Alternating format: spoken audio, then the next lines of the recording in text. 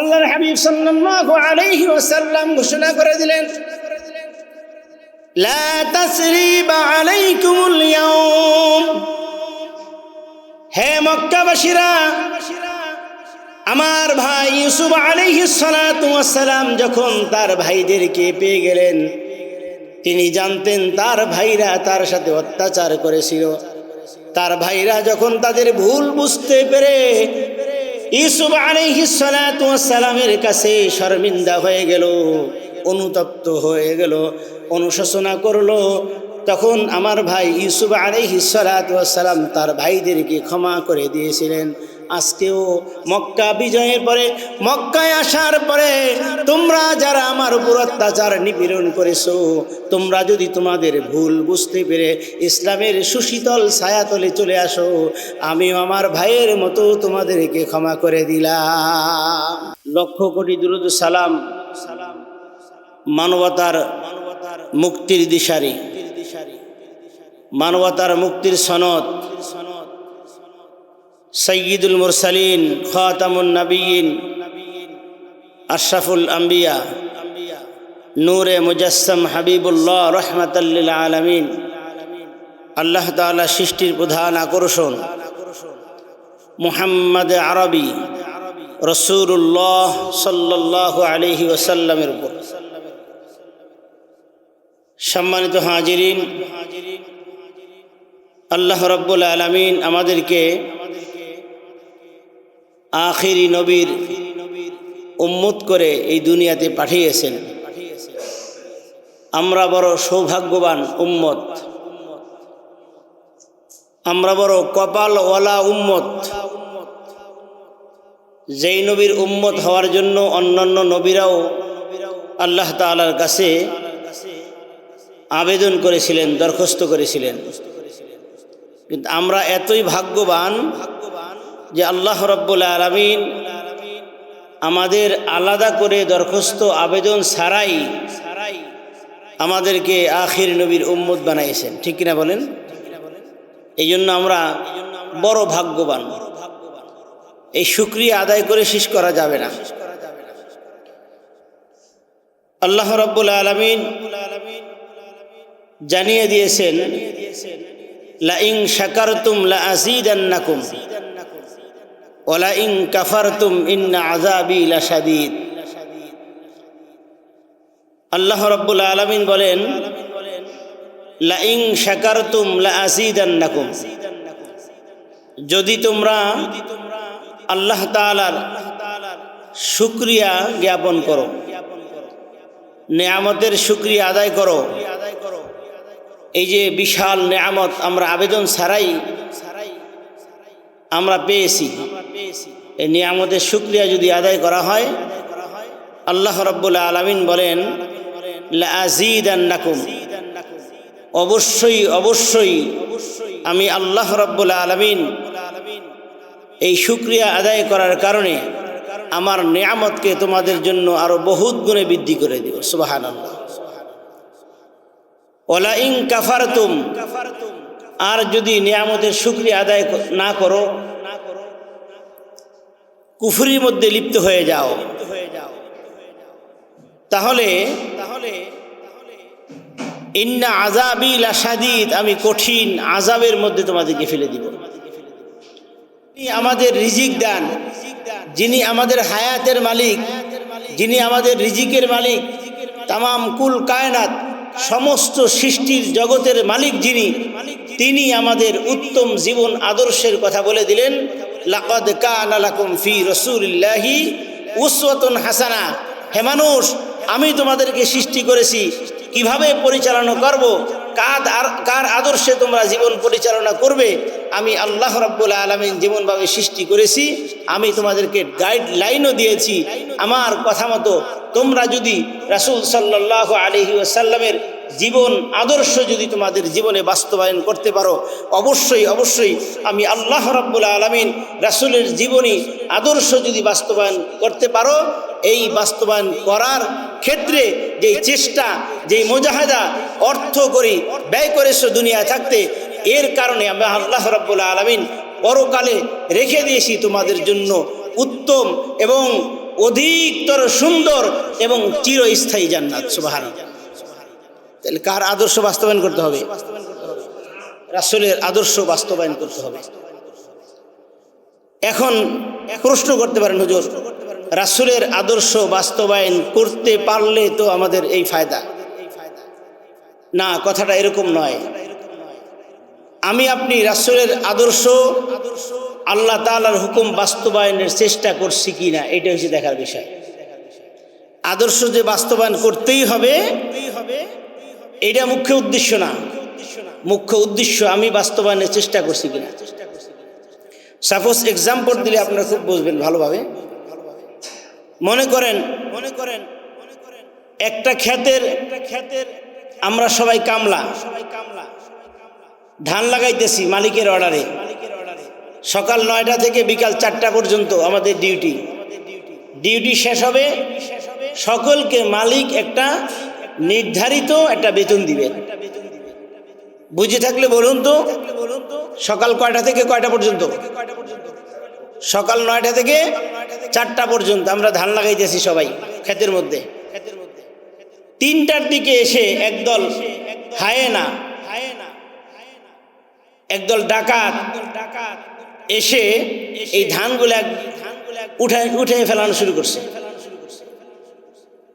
বলেন তো, আমরা যারা কামলা আছি আমরা কি উঠাইতে দেব? কেন দেব না? 4টা পর্যন্ত আমাদের ডিউটি। 4টার পরে তুমি এসে ধান উঠাই ফেলো না জমিন মাথায় করে নিয়ে যাও, আমাদের দেখার বিষয় না। আমি সকাল 9টা থেকে 4টা পর্যন্ত আমার ডিউটি। এই ডিউটির সময় আমি যেই কাজগুলা করেছি এই কাজগুলা নষ্ট করতে দিব না। এই কাজগুলা যদি মালিক এসে না দেখে তাহলে আমাদের বেতনও দিবে না। প্রাণপণ চেষ্টা করতে হবে, মুজাহিদা করতে হবে। প্রয়োজনে ওই দুর্ধর্ষ ডাকাতের সাথে আমাদের যুদ্ধ করতে হতে পারে। ঠিক কিনা বলেন? কে 9টা থেকে 4টা পর্যন্ত আমার ডিউটি। এই ডিউটির মধ্যে আমি যেই কাজগুলো করছি এই কাজগুলো নষ্ট করতে দেওয়া যাবে না, কারণ 4টার পরে আমাকে সে কি হবে? বেতন দিবে। ঠিক তদ্রূপভাবে 4টার পরে এসে যদি ওই দুর্ধর্ষ ডাকাত পুরা ক্ষেত নষ্ট করে দেয়, আমি আমার বেতন পাওয়ার পরে ওই ক্ষেত যদি মাথায় করে নিয়েও যায় আমার কোনো সমস্যা নাই। ঠিক অনুরূপভাবে আমি আপনি দুনিয়াতে যখন আসছি, আকেল বুদ্ধি জ্ঞান বিবেক যখন হয়েছে তখন থেকে শুরু করে মৃত্যুর আগ পর্যন্ত আল্লাহ রাসূলের চরিত্র আদর্শ, রাসূল সাল্লাল্লাহু আলাইহি ওয়াসাল্লামের জীবন আদর্শ এবং আল্লাহ তাআলার হুকুম বাস্তবায়নের জন্য চেষ্টা করেই যেতে হবে। আপনার আল্লাহ তাআলার হুকুম বাস্তবায়ন পৃথিবীতে জমিনে হোক বা না হোক এইটা আপনার আমার দেখার বিষয় নয়। আপনি আমি প্রাণপণ চেষ্টা করছি কিনা। যদি চেষ্টা করে থাকি, দুনিয়ার মধ্যে যদি দিন জিন্দা নাও হয়, আপনার আমার স্থান জান্নাত, ওই পুরস্কার আমি পাবই। ঠিক কিনা বলেন? কারণ আমি আমার ডিউটি করছি। আল্লাহ পাক রব্বুল আলামিন রাসূল সাল্লাল্লাহু আলাইহি ওয়াসাল্লামকে জানিয়ে দিলেন, হে রাসূল, ইন্নাকা লা তাহদি মান আহবাবতা ওয়ালাকিন্নাল্লাহা ইয়াহদি মান ইয়াশা।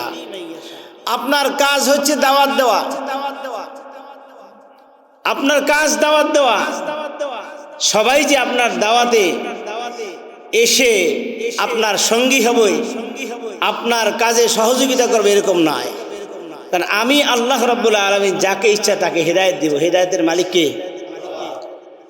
আল্লাহ।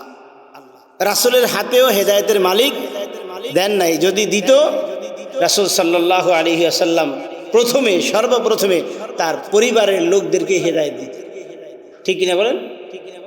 রাসূলের কাছে হেদায়েতের ক্ষমতা আল্লাহ তাআলা দিয়ে দেন নাই। আমার ভাইয়েরা, তাহলে বলতে চেয়েছিলাম আমাদের জন্য জীবন আদর্শ কার আদর্শ মেনে চলো বলেন তো? জোরে বলেন।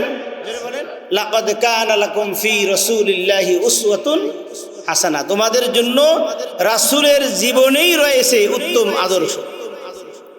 আমার ভাইয়েরা, রাসূল সাল্লাল্লাহু আলাইহি ওয়াসাল্লামের অসংখ্য অগণিত অফুরন্ত আদর্শের ভান্ডার থেকে আজকে 2-1টা আদর্শ আমি বর্ণনা করব আপনাদের সামনে।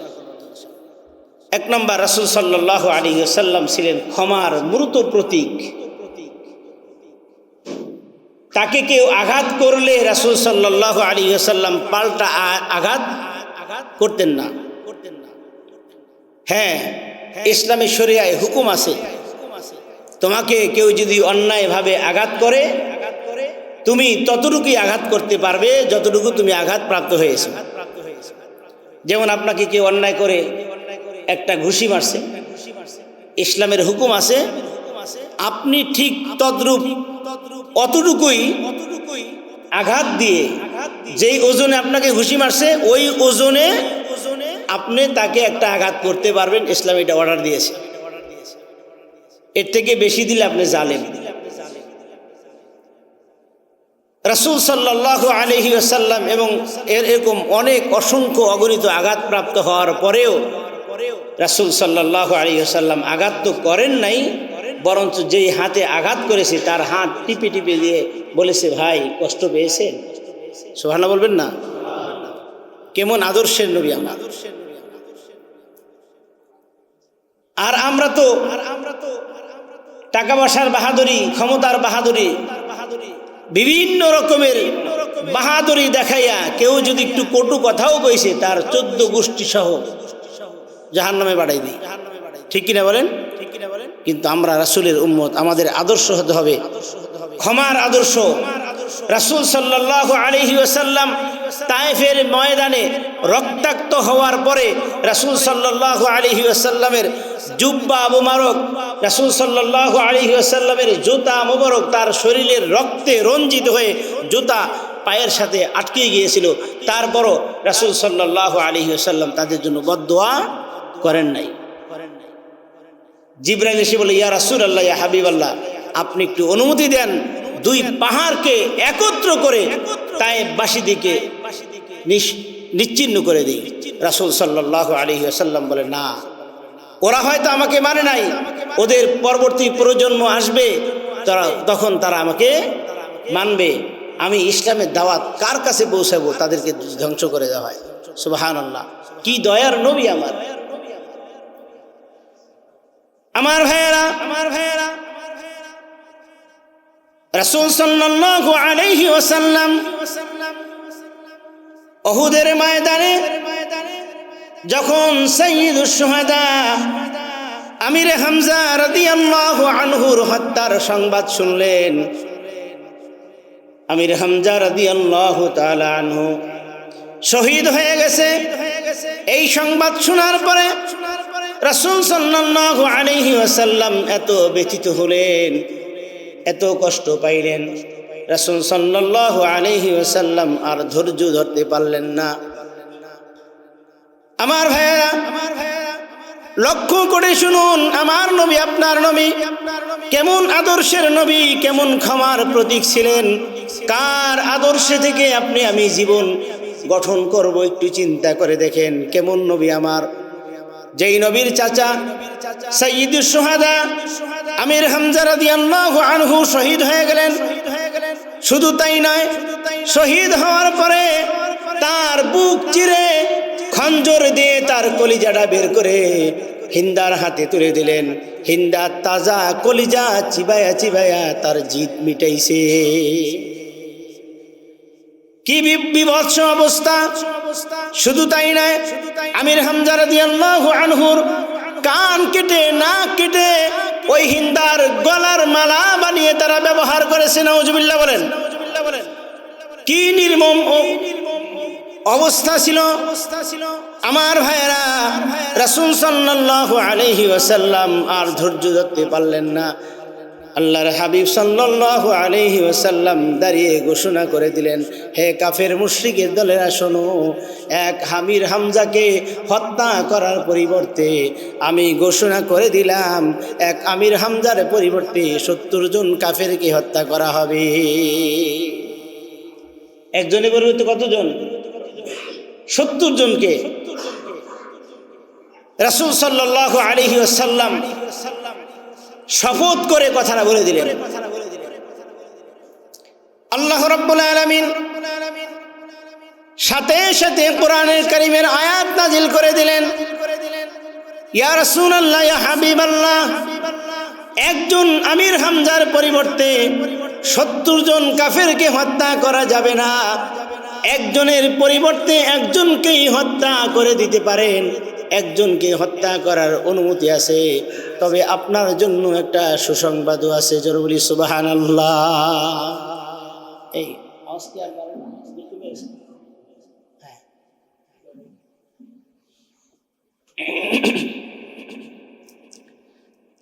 আমার ভাইয়েরা, আল্লাহ রাব্বুল আলামিন রাসূল সাল্লাল্লাহু আলাইহি ওয়াসাল্লামকে বলে দিলেন, ইয়া রাসূলুল্লাহ, ইয়া হাবিবাল্লাহ, আপনার মনে বড় কষ্ট, বড় ব্যথা গো রাসূল।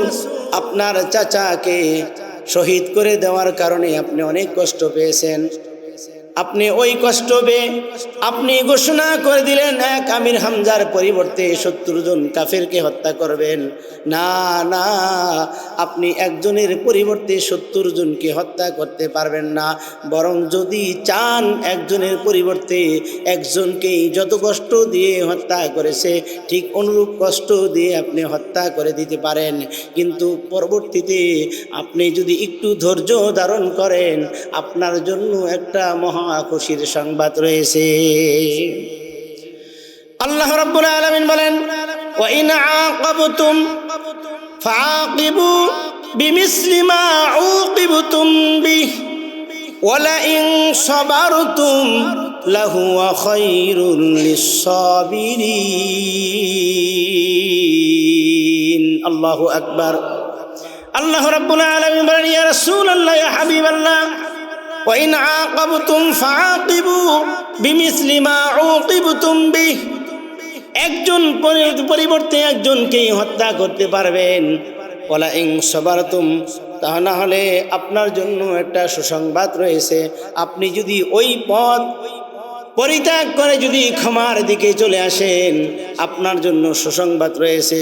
আল্লাহর হাবিব সাল্লাল্লাহু আলাইহি ওয়াসাল্লাম কসম ভেঙ্গে ক্ষমাই গ্রহণ করে ওয়াহশীকে ক্ষমা করে দিলেন। আমার ভাইয়েরা, ওয়াহশী ছিল দাগী আসামি। মক্কা বিজয়ের পরে আল্লাহর হাবিব সাল্লাল্লাহু আলাইহি ওয়াসাল্লাম যখন মক্কায় চলে আসলেন, রাসূল সাল্লাল্লাহু আলাইহি ওয়াসাল্লামের ভয়ে কাফের মুশরিক ইহুদির বাচ্চারা ডিম এবং বাচ্চা নিয়ে তাদের সমস্ত মাল সামানি নিয়ে মদিনা থেকে যখন রাসূল মক্কায় চলে গেলেন, রাসূলের আগমনের খবর শুনে সকলে যার যার জান নিয়ে তারা এদিক সেদিক পালাইতে শুরু করলেন, মক্কা ত্যাগ করা শুরু করলেন। আল্লাহর হাবিব সাল্লাল্লাহু আলাইহি ওয়াসাল্লাম ঘোষণা করে দিলেন, লা তাসরিবা আলাইকুমুল ইয়াউম। হে মক্কাবাসীরা, আমার ভাই ইউসুফ আলাইহিস সালাতু ওয়াস সালাম যখন তার ভাইদেরকে পেয়ে গেলেন, তিনি জানতেন তার ভাইরা তার সাথে অত্যাচার করেছিল। তার ভাইরা যখন তাদের ভুল বুঝতে পেরে ইউসুফ আলাইহিস সালাতু ওয়াস সালামের কাছে শর্মিন্দা হয়ে গেল, অনুতপ্ত হয়ে গেল, অনুশোচনা করলো, তখন আমার ভাই ইউসুফ আলাইহিস সালাতু ওয়াস সালাম তার ভাইদেরকে ক্ষমা করে দিয়েছিলেন।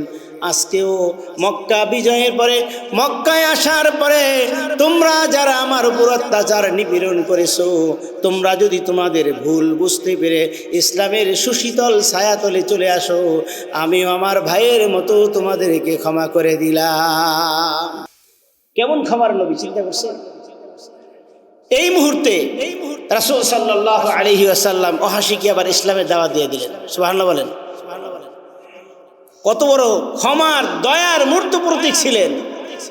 চিঠি লিখলেন ওয়াহশীর কাছে, বাআসা রাসূলুল্লাহ সাল্লাল্লাহু আলাইহি ওয়াসাল্লাম ইলা ওয়াহশীন ইয়াদউহু ইলাল ইসলাম। হে ওয়াহশী, আমি রাসূল মক্কায় চলে আসছি, তোমাকে ক্ষমা করে দিয়েছি। তুমি যদি ক্ষমা প্রাপ্ত হয়ে ইসলামের সুশীতল ছায়াতলে চলে আসো, তোমার জন্য অনুমতি আছে। তুমি ইসলাম গ্রহণ করলে সমস্ত বিপদ আপদ থেকে আমি আল্লাহ পাকের হুকুমে তোমাকে আশ্রয় দান করব। ওয়াহশী রাদিয়াল্লাহু আনহু চিঠি পায়া সে আশ্চর্য হয়ে গেল যে মুহাম্মদ আমাকে ক্ষমা করে দেওয়ার পরে আবার ইসলামের দাওয়াত দিচ্ছে, এটা কেমন করে হয়? ওয়াহশী রাদিয়াল্লাহু আনহু রাসূল সাল্লাল্লাহু আলাইহি ওয়াসাল্লামের কাছে আবার চিঠি পাঠাইলেন, ইয়া রাসূলুল্লাহ, ইয়া হাবিবাল্লাহ, ইসলামের সবচাইতে বড় বীর আমির হামজা রাদিয়াল্লাহু আনহুকে তো আমি হত্যা করে দিয়েছি, আমি তো ইসলামের বড় দুশমন, আমাকে কি আল্লাহ ক্ষমা করবেনি? আপনি ক্ষমা করে দিয়েছেন ঠিক আছে, কিন্তু আল্লাহ আমাকে ক্ষমা করবেন এই ব্যাপারে আমি নিশ্চিত নই। দেখছেন নি কেমন মানবিবান? এমনি তো ক্ষমা করে দিয়েছেই, ইসলামের ডাকছে, দেখুন মানবিবান শুরু করছে। যেমন বাচ্চারা, ছোট ছোট বাচ্চারা কোনো কারণে যদি একটু রাগ হয়, মা খাওয়াইতে দেয়, খাইব না, মা এদিক দিয়ে ডাকে, বাবু শোনা এদিক আসো, সে দেখবেন তার অভিমান আরো বাড়াই দেয়, ঠিক কিনা বলেন? মা তখন বিভিন্ন জিনিসে অবাক করে, তুমি যদি খাও এটা দেবো, এটা দেবো, এটা দেবো, সন্তান অভিমান বাড়াইতে থাকে, আর মার অপারও আরো কি বাড়তে থাকে। ঠিক তদ্রূপ ভাবে ওয়াহশী রাদিয়াল্লাহু আনহুকে রাসূল সাল্লাল্লাহু আলাইহি ওয়াসাল্লাম যখন ইসলামের দাওয়াত দিলেন, তখন ওয়াহশীর অভিমান বেড়ে গেল। হে রাসূল, আপনি আমাকে ক্ষমা করছেন ঠিক আছে, আল্লাহ যে আমাকে ক্ষমা করবে এটা নিশ্চয়তা গ্যারান্টি কি? রাসূল আকরাম সাল্লাল্লাহু আলাইহি ওয়াসাল্লাম আরেকটা চিঠি পাঠিয়ে দিলেন। আল্লাহ রাব্বুল আলামিন বলে দিলেন, ওয়াল্লাযীনা লা ইয়াদউনা মা'আল্লাহি ইলাহান আখার ওয়া লা ইয়াকতুলুনান নাফসাল্লাতী হাররামাল্লাহু ইল্লা বিল হাক্কি ওয়া লা ইয়াজনুন ওয়া মান ইয়াফআল যালিকা ইয়ালকা আসামা। আল্লাহু আকবার বলেন। রাসূল বলে দিলেন, হে ওয়াহশী, তোমার জন্য আল্লাহ রাব্বুল আলামিনের পক্ষ থেকে একটা অফার রয়েছে। ওয়াল্লাযীনা লা ইয়াদউনা মা'আল্লাহি ইলাহান আখার, যারা ঈমান আনার পরে আল্লাহ ছাড়া অন্য কাউকে ডাকবে না এবং অন্যায়ভাবে কাউকে হত্যা করবে না, আল্লাহ রাব্বুল আলামিন তাদেরকে ক্ষমা করার ঘোষণা দিয়েছে। ওয়াহশী রাদিয়াল্লাহু আনহু বলেন, আল্লাহ রাব্বুল আলামিন বলে দিয়েছেন, যারা অন্যায়ভাবে কাউকে হত্যা করবে না, ঈমান আনার পরে আল্লাহ ছাড়া কাউকে ডাকবে না, এখানে তো আমার নাম নাই, আমি তো পূর্বেই ঘটনাগুলা ঘটাই ফেলছি, তাহলে আমার পক্ষ থেকে, আল্লাহর পক্ষ থেকে আমার জন্য অপার কি হলো? আল্লাহ রাব্বুল আলামিন দ্বিতীয় নম্বর আয়াত নাযিল করে দেন, ইয়া রাসূলুল্লাহ, ইয়া হাবিবাল্লাহ, ওয়াহশীকে আপনি জানিয়ে দেন, ইন্নাল্লাহা লা ইয়াগফিরু আন ইউশরাকা বিহি ওয়া ইয়াগফিরু মা দুনা যালিকা লিমান ইয়াশা।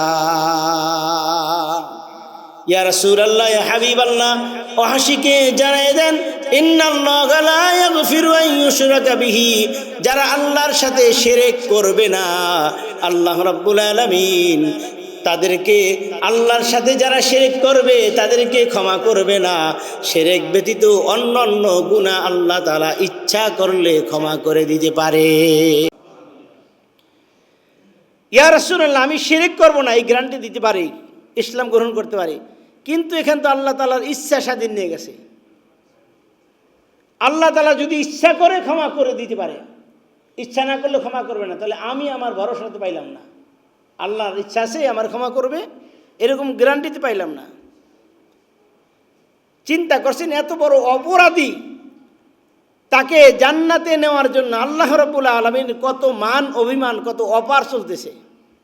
মা যেমন ছোট বাচ্চার জন্য অপার করতে থাকে একটার পর একটা, আর বাচ্চা তার অভিমান বাড়াইতে থাকে, ওয়াহশী তেমন বাড়াইতেই আছে। আল্লাহ রাব্বুল আলামিন রাসূল সাল্লাল্লাহু আলাইহি ওয়াসাল্লামকে আরেকটা কোরআনের আয়াত দিয়ে দিলেন, ইয়া রাসূলুল্লাহ, আপনি ওয়াহশীকে জানাই দেন। আল্লাহ রাব্বুল আলামিন তৃতীয় আরেকটা আয়াত নাজিল করে দিলেন, ইল্লা মান তাবা ওয়া আমানা ওয়া আমিলা আমালান সালিহান ফাউলাইকা ইউবাদদিলুল্লাহু সাইয়্যাতিহিম হাসানাত ওয়া কানা আল্লাহু গফুরুর রহিমা। আল্লাহু আকবার। আমার ভাইরা লক্ষ্য করে দেখুন, এমন কাট্টা কাফের এখনো ইসলাম গ্রহণ করে নাই। ইসলামের সুশীতল ছায়া তলে নেওয়ার জন্য আল্লাহ রাব্বুল আলামিনের কত মান অভিমান ভাঙ্গাইতে হয়। একটু খেয়াল করে দেখেন কেমন দয়ার নবী আর কেমন মাগফিরাতের আল্লাহ। আমার ভাইয়েরা, আল্লাহ রাব্বুল আলামিন পয়গাম জানাই দিলেন রাসূলের মাধ্যমে, ইয়া রাসূলুল্লাহ, ইয়া হাবিবাল্লাহ, ওয়াহশীকে এইবার জানাই দেন তার জন্য 3 নম্বর আয়াতে কারিমা নাজিল করে দিলাম, ইল্লা মান তাবা ওয়া আমানা ওয়া আমিলা আমালান সালিহা। যারা পূর্বের গুনার জন্য তওবা করবে, এরপরে তারা ঈমান আনবে, ঈমান আনার পরে আমলে সলিহ করবে। কাজ হচ্ছে 3টা। 1 নম্বর তওবা করবে, 2 নম্বর ঈমান আনবে, 3 নম্বরে আমলে সলিহ করবে।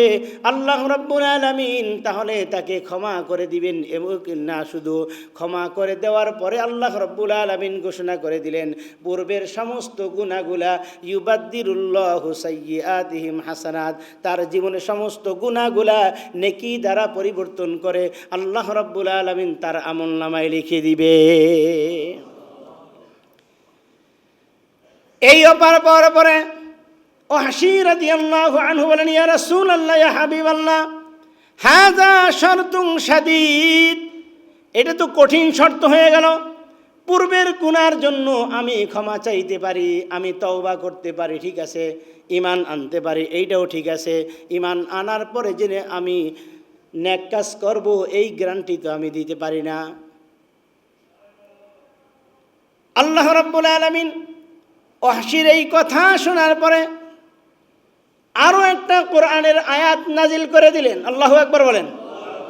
কেমন শর্ত চিন্তা করছেন? আমি তো তওবা করতে পারি, ঈমানও আনতে পারি, এরপরে যে নেক কাজ করব, নামাজ পড়ব, রোজা রাখবো, আমি এই গ্যারান্টি দিতে পারি না।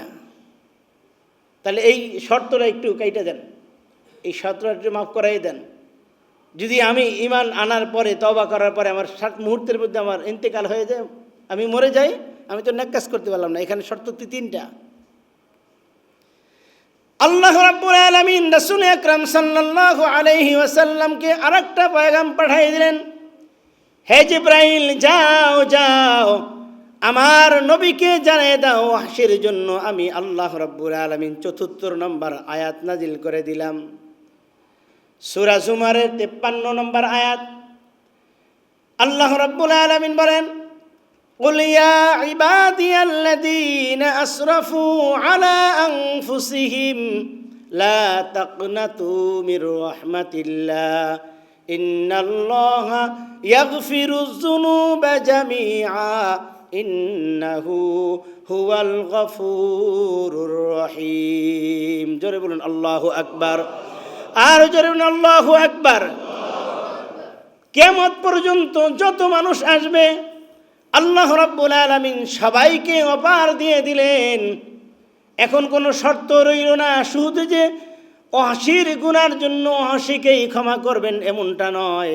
আল্লাহ রাব্বুল আলামিন রাসূলকে জানাই দিলেন, ইয়া রাসূলুল্লাহ, ইয়া হাবিবাল্লাহ, আপনি ওয়াহশীকে জানাই দেন শুধু তাকেই ক্ষমা করলাম না, কিয়ামত পর্যন্ত যত মানুষ পৃথিবীর মধ্যে আগমন করবে তারা যদি আপনার আদর্শে চলে, তারা যদি পূর্বের গুনার জন্য ক্ষমা চায়, আমি আল্লাহ রাব্বুল আলামিন ওয়াহশী সহ কিয়ামত পর্যন্ত যত মানুষ আসবে ভুল করার পরে তওবা করবে, আমি আল্লাহ রাব্বুল আলামিন নেক আমলের শর্ত ছাড়াই তাদেরকে ক্ষমা করে দিব।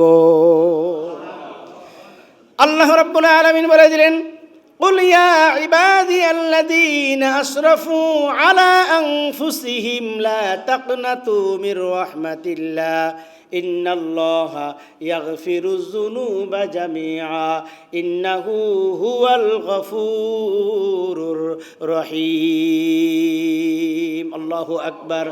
আল্লাহ রাব্বুল আলামিন জানাই দিলেন, ইয়া রাসূলুল্লাহ, ইয়া হাবিবাল্লাহ, ওয়াহশীকে জানায় দেন, ইয়া ইবাদিয়াল্লাযীনা আসরাফু, ওহে যারা দুনিয়ার মধ্যে আসো, গুনাহ করতে করতে করতে করতে জীবনটা শেষ করে দিয়েছো, ক্ষমা পাওয়ার আশা করতে পারো না, ক্ষমা চাইতেও জানো না, ক্ষমা চাওয়ার সাহসও তোমাদের কাছে নাই। আল্লাহ রাব্বুল আলামিন ঘোষণা করে দিলেন, ওই নেক আমলের শর্ত ছাড়া, ইয়া ইবাদিয়াল্লাযীনা আসরাফু আসরাফু আলা আনফুসিহিম, নিজেদেরকে নষ্ট করে দিয়েছো, আশা ভরসা সব শেষ করে দিয়েছো। আমি আল্লাহ রাব্বুল আলামিন ঘোষণা করে দিলাম, নেক আমলের শর্ত ছাড়াই আমি আল্লাহ রাব্বুল আলামিন সকলকেই ক্ষমা করে দিব। প্রমাণ দিয়ে দিলেন আল্লাহ রাব্বুল আলামিন। পরবর্তী আয়াতে জানাইলেন, ওয়া আনিবু ইলা রাব্বিকুম ওয়া আসলিমু লাহু মিন ক্বাবলি আন ইয়াতিয়াকুমুল আযাবু সুম্মা লা তুনসারুন। গুনাহ করতে করতে জীবন শেষ করে দিয়েছো। ওয়া আনিবু ইলা রাব্বিকুম, এখন বুঝে আসছে আমি গুনাহ করেছি, আমি অপরাধ করেছি। এখনই আল্লাহ রাব্বুল আলামিনের হুকুমের সামনে মাথা নত করে দাও। ওই দিন আসার পরে, ওই দিন আসার আগে আগে, যেই দিন তোমার কোনো সাহায্যকারী থাকবে না, অর্থাৎ মৃত্যু আসার আগে আগে তুমি শুধু সারেন্ডার করো, আমি অপরাধ করেছি। আমি আল্লাহ রাব্বুল আলামিন সারেন্ডার করার সাথে সাথে তাকে ক্ষমা করে দিব। আমার ভাইয়েরা, তাহলে বোঝেন আমার নবী কত বড় দয়ালু ছিল, কত বড় ক্ষমাশীল ছিল। সেই রাসূলের আদর্শ আমাদের মানা দরকার আছে কি নাই? আরো জোরে বলেন। এই জন্য আল্লাহ রাব্বুল আলামিন বলে দিলেন, লাকাদ কানা লাকুম ফি রাসূলিল্লাহি উসওয়াতুন হাসানা, তোমাদের জন্য রাসূলের জীবনেই রয়েছে উত্তম আদর্শ। যারা রাসূলের জীবন আদর্শ মেনে চলবে, আমি আল্লাহ রাব্বুল আলামিন তাদেরকে জান্নাতবাসী বানিয়ে দিব। জান্নাত পাওয়া তো সহজ নয়। আপনি রাসূলের আদর্শ আপনার চেহারার মধ্যে নাই, আপনার মুখে নাই, আপনার মাথায় নাই, আপনার পোশাকে আশাকে, চাল চলনে, কথাবার্তায় কোথাও রাসূলের আদর্শ আপনি বাস্তবায়ন করবেন তো দূরের কথা, আপনার শরীরের মধ্যেই নাই। আর আপনি মোষে তেল দিতেছেন, জান্নাতি আমি হব নাকি তুমি হবা? আমি মসজিদের সভাপতি, হ্যাঁ, আমি মসজিদের কমিটির লোক, আমি অমুক তমুক 10 বার 12 বার হজ করেছি, প্রতি বছর 2-4 জনকে আমি আমার টাকায় হজ হয়, আমার টাকায় হজ করে, হ্যাঁ, আমি জান্নাতে যাব না, তুমি যাইবা? আল্লাহ তাআলা জান্নাতে যাওয়ার জন্য মাপকাঠি দিয়ে দিয়েছেন। রাসূলের জীবন আদর্শই রয়েছে তোমার জন্য উত্তম আদর্শ। রাসূলের আদর্শ গ্রহণ করো, আমি আল্লাহ রাব্বুল আলামিন তোমাকে চিরস্থায়ী জান্নাত দিয়ে দেব। সুবহানাল্লাহ বলেন। এমনইভাবে রাসূল সাল্লাল্লাহু আলাইহি ওয়াসাল্লামের প্রত্যেকটা কাজে, কর্মে, আদবে, আখলাকে, ওঠা বসায়, চলাফেরায়, সর্বক্ষেত্রেই রাসূলের আদর্শ আছে কি নাই? আছেন কি নাই বলুন? আরেকটা আদর্শের ছোট্ট একটা নমুনা দেই। রাসূল সাল্লাল্লাহু আলাইহি ওয়াসাল্লামের আরেকটা আদর্শ ছিল, রাসূল সাল্লাল্লাহু আলাইহি ওয়াসাল্লাম অকাতরে যখন যা মানে হাতে আসতো 2 হাতে দান করে দিলেন।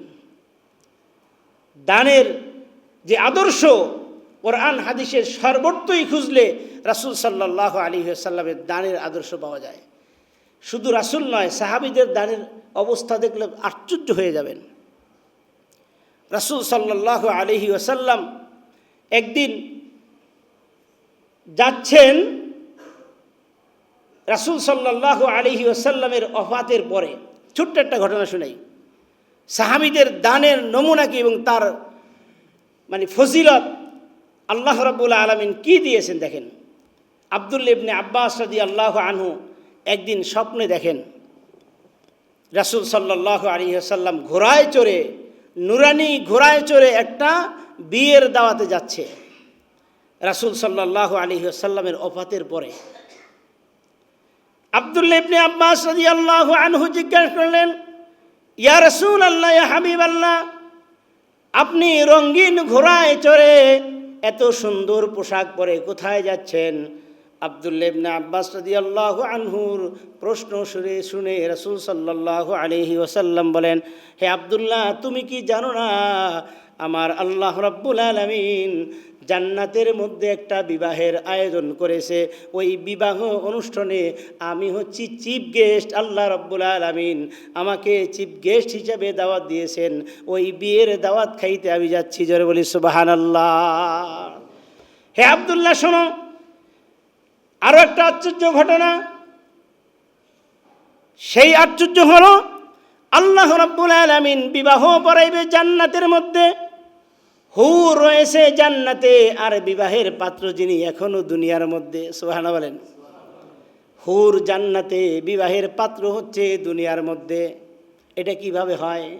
আল্লাহর হাবিব সাল্লাল্লাহু আলাইহি ওয়াসাল্লাম আব্দুল্লাহ ইবনে আব্বাস রাদিয়াল্লাহু আনহুকে আশ্চর্যজনক ঘটনা শোনানোর পরে আব্দুল্লাহ ইবনে আব্বাস রাদিয়াল্লাহু আনহু বলেন, ইয়া রাসূলুল্লাহ, ইয়া হাবিবাল্লাহ, হুর জান্নাতের মধ্যে আর বিবাহের পাত্র বর রয়েছে দুনিয়া, এটা কিভাবে সম্ভব? আল্লাহর হাবিব সাল্লাল্লাহু আলাইহি ওয়াসাল্লাম বলেন, হে আব্দুল্লাহ, গতকালকে কি তুমি মদিনায় ছিলে না? বলে, হ্যাঁ, আমি তো মদিনায় ছিলাম। তাহলে তুমি কেন জানো না, কেন তুমি বোঝো না? মিশর থেকে এক নয়, দুইটা নয়, 100 উট বোঝাই করে মদিনার মধ্যে এই দুর্ভিক্ষের সময় ওসমান রাদিয়াল্লাহু আনহুর উট বোঝাই করে খাদ্যশস্য মদিনাতে আসছে। তিনি উত্তম চড়া দামে আল্লাহর সাথে ব্যবসা করেছে, অর্থাৎ একদিনে তার দানের কারণে মদিনায় দুর্ভিক্ষ শেষ হয়ে গেছে। সাইয়্যিদনা ওসমান রাদিয়াল্লাহু আনহুর এত দান, এই দানের কারণে একদিনের মধ্যে মদিনায় দুর্ভিক্ষ দূর হয়ে গেছে। আল্লাহ রাব্বুল আলামিন খুশি হইয়া স্পেশাল একটা হুর তৈরি করে জান্নাতের মধ্যে বিবাহের আয়োজন করেছে। ওই বিবাহের জন্য প্রধান অতিথি, প্রধান চিফ গেস্ট হিসাবে আমি রাসূলকে দাওয়াত দিয়েছে। আমার ওসমানের বিয়ের দাওয়াত খাইতে আমি জান্নাতের মধ্যে যাইতেছি, আল্লাহ তাআলা ইনভাইট করেছে। সেখানে বিবাহ হবে, আল্লাহ রাব্বুল আলামিন হবে কাজী, আর আমি পড়াবো বিবাহ। হুর রয়েছে জান্নাতের মধ্যে, আর পাত্র রয়েছে এখনো দুনিয়ার মধ্যে। জোরে বলি সুবহানাল্লাহ। কিসের কারণে বলেন? দানের কারণে। কিসের কারণে? দানের কারণে। আল্লাহর হাবিব সাল্লাল্লাহু আলাইহি ওয়াসাল্লাম বলেন, মান বানা মসজিদান ফিদ দুনিয়া বানাল্লাহু লাহু বাইতান ফিল জান্নাহ। দুনিয়ার মধ্যে যারা মসজিদ নির্মাণ করবে, মসজিদ নির্মাণে যত ধরনের কাজ আছে, সমস্ত কাজের মধ্যে যারা দান করবে, মসজিদের টাইলস লাগাই দিবে, অথবা একটা ফ্যান কিনে দিবে, অথবা লাইট কিনে দিবে, সব দান মসজিদ নির্মাণের কাজেই চলে যাবে। অথবা মাইক নষ্ট হয়েছে, মাইক কিনে দিবে, অথবা একটা চেয়ার নষ্ট হয়েছে, চেয়ার কিনে দিবে, অথবা বিছনা নষ্ট হয়ে গেছে, বিছনা কিনে দিবে। মসজিদে যেই কেন্দ্রিক দান করা হোক না কেন, প্রত্যেকটা দানের বিনিময়ে আল্লাহ রাব্বুল আলামিন আপনার আমার জন্য জান্নাতের মধ্যে আল্লাহ তাআলা ঘর তৈরি করে দিবে। আমার ভাইয়া, তাহলে দান করা দরকার আছে কি নাই? হ্যাঁ, অবশ্যই দরকার আছে। আমার সম্মানিত ভাইয়েরা, আসলে জুমার দিন তো সময় একবারে শর্ট, বাড়ানোর কোনো কায়দা নেই, সম্ভাবনায়। তো অল্প সময়ে কিছু কথা বলে ফেলি। গত এক সপ্তাহ যাবৎ আপনারা দেখতেছেন আমাদের মাইকের অবস্থা খুব। ইয়া রাসূলুল্লাহ, আমি শিরক করব না, এই গ্যারান্টি দিতে পারি, ইসলাম গ্রহণ করতে পারি, কিন্তু এখানে তো আল্লাহ তাআলার ইচ্ছা স্বাধীন নিয়ে গেছে।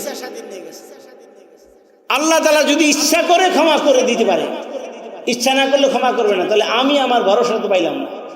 আল্লাহর ইচ্ছা আছে আমার ক্ষমা করবে, এরকম গ্যারান্টি তো পাইলাম না। চিন্তা করছেন, এত বড় অপরাধী, তাকে জান্নাতে নেওয়ার জন্য আল্লাহ রাব্বুল আলামিন কত মান অভিমান, কত অপার চলতেছে।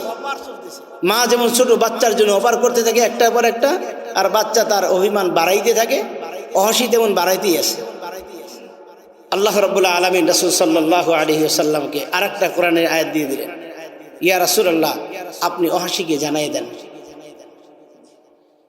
আল্লাহ রাব্বুল আলামিন তৃতীয় আরেকটা আয়াত নাযিল করে দিলেন, ইল্লা মান তাবা ওয়া আমানা ওয়া আমিলা আমালান সালিহান ফাউলাইকা ইউবাদদিলুল্লাহু সাইয়্যাতিহিম হাসানাত ওয়া কানাল্লাহু গফুরুর রহিমা।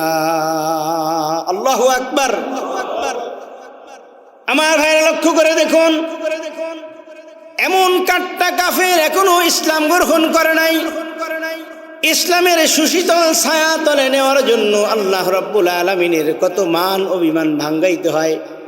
একটু খেয়াল করে দেখেন কেমন দয়ার নবী আর কেমন মাগফিরাতের আল্লাহ। আমার ভাইয়েরা, আল্লাহ রাব্বুল আলামিন পয়গাম জানাই দিলেন রাসূলের মাধ্যমে, ইয়া রাসূলুল্লাহ, ইয়া হাবিবাল্লাহ, ওয়াহশীকে এইবার জানাই দেন তার জন্য 3 নম্বর আয়াতে কারিমা নাজিল করে দিলাম, ইল্লা মান তাবা ওয়া আমানা ওয়া আমিলা আমালান সালিহা। যারা পূর্বের গুনার জন্য তওবা করবে, এরপরে তারা ঈমান আনবে, ঈমান আনার পরে আমলে সালিহ করবে। কাজ হচ্ছে 3টা। 1 নম্বর তওবা করবে, 2 নম্বর ঈমান আনবে, 3 নম্বরে আমলে সালিহ করবে। আল্লাহ রাব্বুল আলামিন তাহলে তাকে ক্ষমা করে দিবেন। এবং না শুধু ক্ষমা করে দেওয়ার পরে আল্লাহ রাব্বুল আলামিন ঘোষণা করে দিলেন পূর্বের সমস্ত গুনাহগুলা ইউবাদদিরুল্লাহু সাইয়্যাতিহিম হাসানাত, তার জীবনের সমস্ত গুনাহগুলা নেকি দ্বারা পরিবর্তন করে আল্লাহ রাব্বুল আলামিন তার আমলনামায় লিখে দিবে। এই অপার পরে ওয়াহশী রাদিয়াল্লাহু আনহু বলেন, ইয়া রাসূলুল্লাহ, ইয়া হাবিবাল্লাহ, হাযা শারতুন শাদীদ। এটা তো কঠিন শর্ত হয়ে গেল। পূর্বের গুনার জন্য আমি ক্ষমা চাইতে পারি, আমি তওবা করতে পারি, ঠিক আছে, ঈমান আনতে পারি, এইটাও ঠিক আছে। ঈমান আনার পরে জেনে আমি নেক কাজ করব, এই গ্যারান্টি তো আমি দিতে পারি না।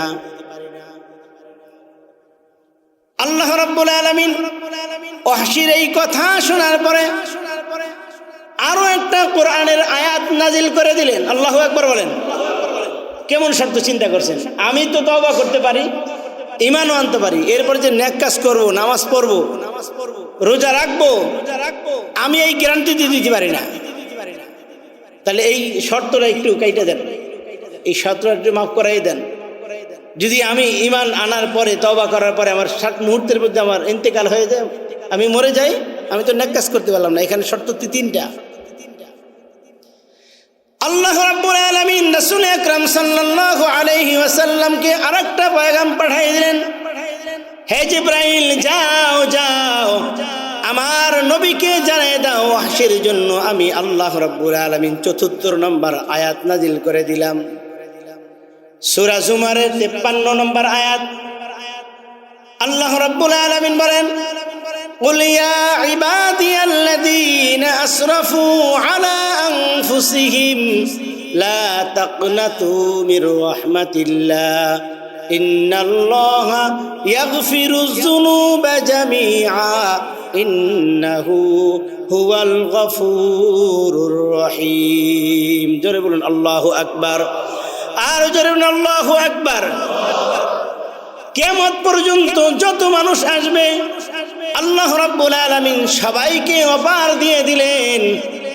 এখন কোনো শর্ত রইল না, শুধু যে ওয়াহশীর গুনার জন্য ওয়াহশীকেই ক্ষমা করবেন এমনটা নয়। আল্লাহ রাব্বুল আলামিন রাসূলকে জানাই দিলেন, ইয়া রাসূলুল্লাহ, ইয়া হাবিবাল্লাহ, আপনি ওয়াহশীকে জানাই দেন শুধু তাকেই ক্ষমা করলাম না, কিয়ামত পর্যন্ত যত মানুষ পৃথিবীর মধ্যে আগমন করবে তারা যদি আপনার আদর্শে চলে, তারা যদি পূর্বের গুনার জন্য ক্ষমা চায়, আমি আল্লাহ রাব্বুল আলামিন ওয়াহশী সহ কিয়ামত পর্যন্ত যত মানুষ আসবে ভুল করার পরে তওবা করবে, আমি আল্লাহ রাব্বুল আলামিন নেক আমলের শর্ত ছাড়াই তাদেরকে ক্ষমা করে দিব। আল্লাহ রাব্বুল আলামিন বলে দিলেন, কুল ইয়া ইবাদিয়াল্লাযীনা আসরাফু আলা আনফুসিহিম লা তাকনাতু মির রাহমাতিল্লাহ ইন্নাল্লাহা ইয়াগফিরুয যুনুবা জামিআ ইন্নাহু হুয়াল গফুরুর রহিম। আল্লাহু আকবার। আল্লাহ রাব্বুল আলামিন জানাই দিলেন, ইয়া রাসূলুল্লাহ, ইয়া হাবিবাল্লাহ, ওয়াহশীকে জানায় দেন, ইয়া ইবাদিয়াল্লাযীনা আসরাফু, ওহে যারা দুনিয়ার মধ্যে আসো গুনাহ করতে করতে করতে করতে জীবনটা শেষ করে দিয়েছো, ক্ষমা পাওয়ার আশা করতে পারো না, ক্ষমা চাইতেও জানো না, ক্ষমা চাওয়ার সাহসও তোমাদের কাছে নাই। আল্লাহ রাব্বুল আলামিন ঘোষণা করে দিলেন, ওই নেক আমলের শর্ত ছাড়া ইয়া ইবাদিয়াল্লাযীনা আসরাফু আলা আনফুসিহিম, নিজেদেরকে নষ্ট করে দিয়েছো, আশা ভরসা সব শেষ করে দিয়েছো, আমি আল্লাহ রাব্বুল আলামিন ঘোষণা করে দিলাম নেক আমলের শর্ত ছাড়াই আমি আল্লাহ রাব্বুল আলামিন সকলকেই ক্ষমা করে দিব। প্রমাণ দিয়ে দিলেন আল্লাহ রাব্বুল আলামিন। পরবর্তী আয়াতে জানাইলেন ওয়া আনিবু ইলা রাব্বিকুম ওয়া আসলিমু লাহু মিন ক্বাবলি আন ইয়াতিয়াকুমুল আযাবু সুম্মা লা তুনসারুন। গুনাহ করতে করতে জীবন শেষ করে দিয়েছো। ওয়া আনিবু ইলা রাব্বিকুম, এখন বুঝে আসছে আমি গুনাহ করেছি, আমি অপরাধ করেছি। এখনই আল্লাহ রাব্বুল আলামিনের হুকুমের সামনে মাথা নত করে দাও। ওই দিন আসার পরে, ওই দিন আসার আগে আগে, যেই দিন তোমার কোনো সাহায্যকারী থাকবে না, অর্থাৎ মৃত্যু আসার আগে আগে তুমি শুধু সারেন্ডার করো, আমি অপরাধ করেছি।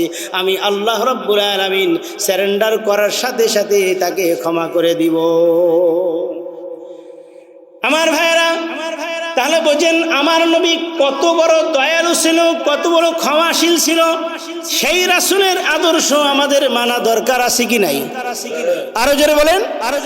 এই জন্য আল্লাহ রাব্বুল আলামিন বলে দিলেন লাকাদ কানা লাকুম ফি রাসূলিল্লাহি উসওয়াতুন হাসানা, তোমাদের জন্য রাসূলের জীবনেই রয়েছে উত্তম আদর্শ। যারা রাসূলের জীবন আদর্শ মেনে চলবে, আমি আল্লাহ রাব্বুল আলামিন তাদেরকে জান্নাতবাসী বানিয়ে দিব। জান্নাত পাওয়া তো সহজ নয়। আপনি রাসূলের আদর্শ আপনার চেহারার মধ্যে নাই, আপনার মুখে নাই, আপনার মাথায় নাই, আপনার পোশাকে আশাকে, চাল চলনে, কথাবার্তায় কোথাও রাসূলের আদর্শ আপনি বাস্তবায়ন করবেন তো দূরের কথা, আপনার শরীরের মধ্যেই নাই। আর আপনি মোষে তেল দিতেছেন, জান্নাতে আমি হব নাকি তুমি হবা? আমি মসজিদের সভাপতি, হ্যাঁ আমি মসজিদের কমিটির লোক, আমি অমুক তমুক 10 বার 12 বার হজ করেছি, প্রতি বছর 2-4-10 জনকে আমি আমার টাকায় হজ হয়, আমার টাকায় হজ করে। হ্যাঁ আমি জান্নাতে যাব না, তুমি যাইবা? আল্লাহ তাআলা জান্নাতে যাওয়ার জন্য মাপকাঠি দিয়ে দিয়েছেন। রাসূলের জীবন আদর্শই রয়েছে তোমার জন্য উত্তম আদর্শ। রাসূলের আদর্শ গ্রহণ করো, আমি আল্লাহ রাব্বুল আলামিন তোমাকে চিরস্থায়ী জান্নাত দিয়ে দেব। সুবহানাল্লাহ। এমনইভাবে রাসূল সাল্লাল্লাহু আলাইহি ওয়াসাল্লামের প্রত্যেকটা কাজে, কর্মে, আদবে, আখলাকে, ওঠা বসায়, চলাফেরায়, সর্বক্ষেত্রেই রাসূলের আদর্শ আছে কি নাই? আছেন কি নাই বলুন? আরেকটা আদর্শের ছোট্ট একটা নমুনা দিই। রাসূল সাল্লাল্লাহু আলাইহি ওয়াসাল্লামের আরেকটা আদর্শ ছিল, রাসূল সাল্লাল্লাহু আলাইহি ওয়াসাল্লাম অকাতরে যখন যা মানে হাতে আসতো 2 হাতে দান করে দিলেন। দানের যে আদর্শ, কোরআন হাদিসের সর্বত্রই খুঁজলে রাসূল সাল্লাল্লাহু আলাইহি ওয়াসাল্লামের দানের আদর্শ পাওয়া যায়। শুধু রাসূল নয়, সাহাবীদের দানের অবস্থা দেখলে আশ্চর্য হয়ে যাবেন। রাসূল সাল্লাল্লাহু আলাইহি ওয়াসাল্লাম একদিন যাচ্ছেন, রাসূল সাল্লাল্লাহু আলাইহি ওয়াসাল্লামের ওফাতের পরে ছোট্ট একটা ঘটনা শুনাই। সাহাবীদের দানের নমুনা কি এবং তার মানে ফজিলত আল্লাহ রাব্বুল আলামিন কি দিয়েছেন দেখেন। আব্দুল্লাহ ইবনে আব্বাস রাদিয়াল্লাহু আনহু একদিন স্বপ্নে দেখেন রাসূল সাল্লাল্লাহু আলাইহি ওয়াসাল্লাম ঘোড়ায় চড়ে, নুরানি ঘোড়ায় চড়ে একটা বিয়ের দাওয়াতে যাচ্ছে। রাসূল সাল্লাল্লাহু আলাইহি ওয়াসাল্লামের ওফাতের পরে আব্দুল্লাহ ইবনে আব্বাস রাদিয়াল্লাহু আনহু জিজ্ঞাসা করলেন, ইয়া রাসূলুল্লাহ, ইয়া হাবিবাল্লাহ, আপনি রঙিন ঘোড়ায় চড়ে এত সুন্দর পোশাক পরে কোথায় যাচ্ছেন? আব্দুল্লাহ ইবনে আব্বাস রাদিয়াল্লাহু আনহুর প্রশ্ন শুনে রাসূল সাল্লাল্লাহু আলাইহি ওয়াসাল্লাম বলেন, হে আব্দুল্লাহ, তুমি কি জানো না আমার আল্লাহ রাব্বুল আলামিন জান্নাতের মধ্যে একটা বিবাহের আয়োজন করেছে। ওই বিবাহ অনুষ্ঠানে আমি হচ্ছি চিফ গেস্ট। আল্লাহ রাব্বুল আলামিন আমাকে চিফ গেস্ট হিসেবে দাওয়াত দিয়েছেন। ওই বিয়ের দাওয়াত খাইতে আমি যাচ্ছি। জোরে বলি সুবহানাল্লাহ। হে আব্দুল্লাহ, শোনো, আরো একটা আশ্চর্য ঘটনা। সেই আশ্চর্য হলো আল্লাহ রাব্বুল আলামিন বিবাহ পড়াইবে জান্নাতের মধ্যে। হুর রয়েছে জান্নাতে, আর বিবাহের পাত্র যিনি এখনো দুনিয়ার মধ্যে। সুবহানাল্লাহ বলেন। হুর জান্নাতে, বিবাহের পাত্র হচ্ছে দুনিয়ার মধ্যে। এটা কিভাবে হয়? আল্লাহর হাবিব সাল্লাল্লাহু আলাইহি ওয়াসাল্লাম আব্দুল্লাহ ইবনে আব্বাস রাদিয়াল্লাহু আনহুকে আশ্চর্যজনক ঘটনা শোনানোর পরে আব্দুল্লাহ ইবনে আব্বাস রাদিয়াল্লাহু আনহু বলেন, ইয়া রাসূলুল্লাহ, ইয়া হাবিবাল্লাহ, হুর জান্নাতের মধ্যে আর বিবাহের পাত্র বর রয়েছে দুনিয়া, এটা কিভাবে সম্ভব? আল্লাহর হাবিব সাল্লাল্লাহু আলাইহি ওয়াসাল্লাম বলেন, হে আব্দুল্লাহ, গতকালকে কি তুমি মদিনায় ছিলে না? বলে, হ্যাঁ আমি তো মদিনায় ছিলাম। তাহলে তুমি কেন জানো না, কেন তুমি বুঝো না? মিশর থেকে এক নয়, দুইটা নয়, 100 উট বোঝাই করে মদিনার মধ্যে এই দুর্ভিক্ষের সময় ওসমান রাদিয়াল্লাহু আনহুর উট বোঝাই করে খাদ্যশস্য মদিনাতে আসছে। তিনি উত্তম চড়া দামে আল্লাহর সাথে ব্যবসা করেছে, অর্থাৎ একদিনে তার দানের কারণে মদিনায় দুর্ভিক্ষ শেষ হয়ে গেছে। সাইয়্যিদনা ওসমান রাদিয়াল্লাহু আনহুর এত দান, এই দানের কারণে একদিনের মধ্যে মদিনায় দুর্ভিক্ষ দূর হয়ে গেছে। আল্লাহ রাব্বুল আলামিন খুশি হইয়া স্পেশাল একটা হুর তৈরি করে জান্নাতের মধ্যে বিবাহের আয়োজন করেছে। ওই বিবাহের জন্য প্রধান অতিথি, প্রধান চিফ গেস্ট হিসাবে আমি রাসূলকে দাওয়াত দিয়েছে। আমার ওসমানের বিয়ের দাওয়াত খাইতে আমি জান্নাতের মধ্যে যাইতেছি। আল্লাহ তাআলা ইনভাইট করেছে, সেখানে বিবাহ হবে, আল্লাহ রাব্বুল আলামিন হবে কাজী, আর আমি পড়াবো বিবাহ। হুর রয়েছে জান্নাতের মধ্যে, আর পাত্র রয়েছে এখনো দুনিয়ার মধ্যে। জোরে বলি সুবহানাল্লাহ। কিসের কারণে বলেন? দানের কারণে। কিসের কারণে? দানের কারণে। আল্লাহর হাবিব সাল্লাল্লাহু আলাইহি ওয়াসাল্লাম বলেন, মান বানা মসজিদান ফিদ দুনিয়া বানাল্লাহু লাহু বাইতান ফিল জান্নাহ। দুনিয়ার মধ্যে যারা মসজিদ নির্মাণ করবে, মসজিদ নির্মাণে যত ধরনের কাজ আছে, সমস্ত কাজের মধ্যে যারা দান করবে, মসজিদের টাইলস লাগাই দিবে, অথবা একটা ফ্যান কিনে দিবে, অথবা লাইট কিনে দিবে, সব দান মসজিদ নির্মাণের কাজেই চলে যাবে। অথবা মাইক নষ্ট হয়েছে, মাইক কিনে দিবে, অথবা একটা চেয়ার নষ্ট হয়েছে, চেয়ার কিনে দিবে, অথবা বিছনা নষ্ট হয়ে গেছে, বিছনা কিনে দিবে। মসজিদে যেই কেন্দ্রিক দান করা হোক না কেন, প্রত্যেকটা দানের বিনিময়ে আল্লাহ রাব্বুল আলামিন আপনার আমার জন্য জান্নাতের মধ্যে আল্লাহ তাআলা ঘর তৈরি করে দিবে। আমার ভাইয়েরা, তাহলে দান করা দরকার আছে কি নাই? হ্যাঁ হ্যাঁ, অবশ্যই দরকার আছে। আমার সম্মানিত ভাইয়েরা, আসলে জুমার দিন তো সময় একবারে শর্ট, বাড়ানোর কোনো কায়দা নেই, সম্ভাবনায়। তো অল্প সময়ে কিছু কথা বলে ফেলি। গত এক সপ্তাহ যাবত আপনারা দেখতেছেন আমাদের মাইকের অবস্থা খুব